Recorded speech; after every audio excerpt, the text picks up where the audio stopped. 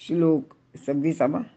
मुक्तसंगो नहं वादी धृत्युत्साह समन्वितः सिद्धसिद्ध्योर्निर्विकारः कर्ता सात्विक उच्यते.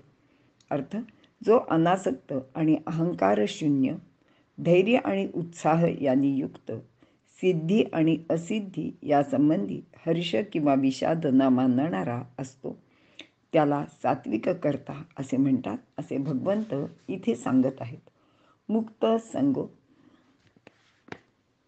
ज्याचे ठिकाणी भोगाची आसक्ती नाही असा, कामना, वासना, आसक्ती, स्पृहा, ममता इत्यादीशी संबंध जोडल्यामुळेच वस्तू, व्यक्ती, पदार्थ, परिस्थिती व घटना याबद्दल माणसाला आसक्ती किंवा लिप्तता निर्माण होते. सात्विक कर्ता या सर्वांपासून अलिप्त असतो किंवा या सर्वांपासून अलिप्त असलेल्यालाच सात्विक कर्ता असे म्हणतात, असे भगवंत इथे सांगत आहेत. अनअहंवादी, अहंकाररहित किंवा अहंकार नसलेला असा तो. पदार्थ, वस्तू, गुण, परिस्थिती इत्यादीला अनुसरून स्वतःचे ठिकाणी एका विशेषतेचा अनुभव करणे म्हणजेच अहंवादी.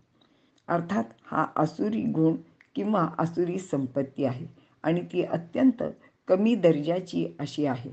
मात्र सात्विक कर्त्यामध्ये अशी वृत्ती नसते.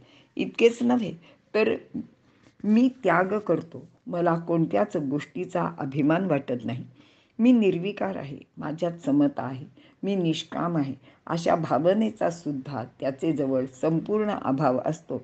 म्हणजे अशा कुठल्याही प्रकारचा विचार किंवा भावना त्याचे मनात नसते. म्हणजेच तो अनहंवादी असतो, म्हणजेच अहंकाररहित असतो. धृत्युत्साह समन्वितः, धैर्य आणि उत्साह यांनी युक्त, कर्तव्य कर्म करताना विघ्न आले, कर्माचा परिणाम कोणताही झाला किंवा अनुकूल अथवा प्रतिकूल लोकांनी निंदा केली, तरीही कर्तव्य कर्माबद्दल निश्चल असणे. विपरीत परिस्थितीत सुद्धा आपल्या मनाची चलबिचल न होता ठामपणे कर्तव्य करीत राहणे म्हणजे धैर्य. आणि उत्साह म्हणजे अनुकूल परिस्थितीत जसे यशाबद्दल खात्री वाटून कर्म करण्यास उत्साह वाटतो, तसेच प्रतिकूल परिस्थितीत म्हणजे अपयश आले असता सुद्धा कर्तव्य कर्माबद्दल उमेद कायम राहणे म्हणजेच उत्साह. आपल्याला अशी अनेक उदाहरणं देता येतील. अगदी सगळ्यात सुंदर उदाहरण म्हणजे शिवाजी महाराजांचं आहे की मोगलांविरुद्ध दिलेला लढा, अनेक संकटे आली तरी त्यांनी अखंडपणे सुरू ठेवला. वेळप्रसंगी पराजय झाला तरी ते त्यांनी खचून गेले नाहीत आणि ते नव्या उमेदीने स्वराज्य उभारणीच्या कामात सतत व्यग्र असत. किंवा सावरकर म्हणायचे की प्रतिकूल तेच घडेल आणि पण इंग्रजांविरुद्ध मात्र लढायलाच हवे, हाच तो खरा उत्साह.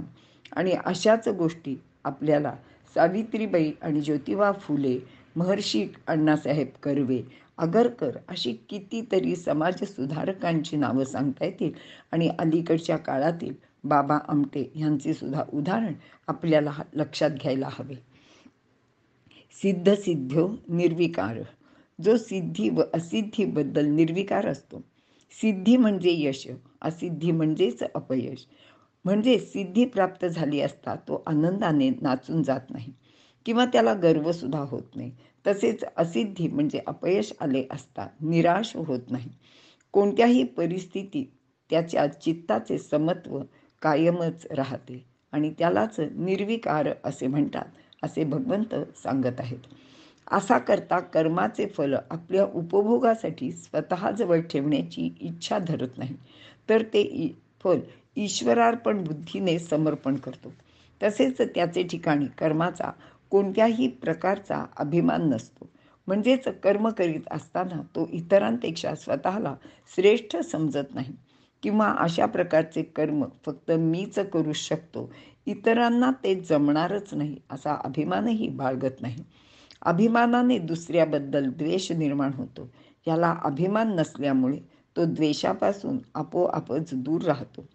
सात्विक करता धैर्य व उत्साहाने युक्त असतो, कारण धैर्य व उत्साह याचा नाश करणारे शोक मोहादी विकार त्याचे पाशी नसतात.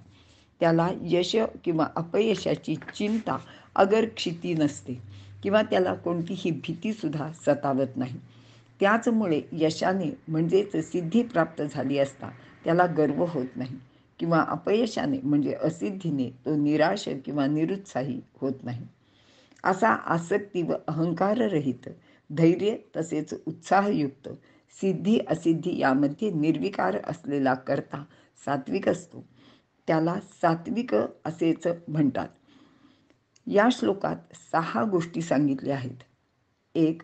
संग व अहंवदनशील रहित, धृती व उत्साहयुक्त आणि सिद्धी असिद्धी याबाबत निर्विकार असणे. सिद्धी असिद्धीमध्ये निर्विकार व सम राहण्याबाबत गीतेमध्ये एकूण 3 वेळा श्लोकात उल्लेख केला गेला आहे. 1. सिद्ध सिद्ध्यो समो भूत्वा, अध्याय 2 श्लोक 48, समसिद्धा व सिद्धौच, अध्याय 4 श्लोक 22 आणि सिद्ध सिद्ध्यो निर्विकार असे आत्ताच्या श्लोकात उल्लेख केलेला आहे. सिद्धी किंवा असिद्धी आपल्या हातात नसते, पण निर्विकार राहणे आपल्या स्वाधीन आहे. तसा प्रयत्न प्रत्येकाने करायला हवा असे भगवंत इथे अर्जुनाला सांगत आहेत. इथे आपण थांबूया.